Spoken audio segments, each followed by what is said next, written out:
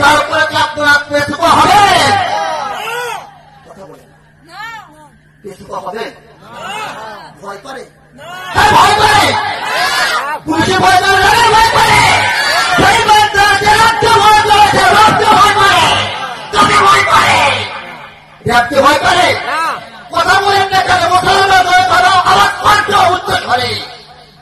আবার বলতে চাই, ইসলাম গ্রহণ করার কারণে, মুসলমান হওয়ার কারণে, পাঠক করার করার কারণে, ইসলাম দলকে সাপোর্ট করার কারণে, আসলে আদর্শ গ্রহণ করার কারণে যে বুকে গুলি আসে, জেল কাটতে হয়, ফাঁসির মঞ্চ করতে হয়, হাজুর কাটতে হয়, তারপরে কি ইসলামকে ছেড়ে দেবে?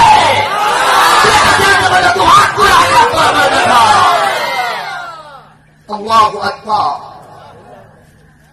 সম্মানিত কোরআন কারীম ভাইয়েরা, রাসূল কারীম ভাইয়েরা, এমন সময় আসতে পারে কোরআনের আইনকে কায়েম করার জন্য, রাসূলের আদর্শকে জীবিত রাখার জন্য, সুন্নতকে জীবিত রাখার জন্য ইসলামী দল ঐক্যবদ্ধ হবে। ঐক্যবদ্ধ হয়ে আপনার ঢাকা ছাত্র দপ্তরে ডাক দেবে, একদলকে আপনার একদলকে আমির বানিয়ে, তখন কে কোন মুসলমান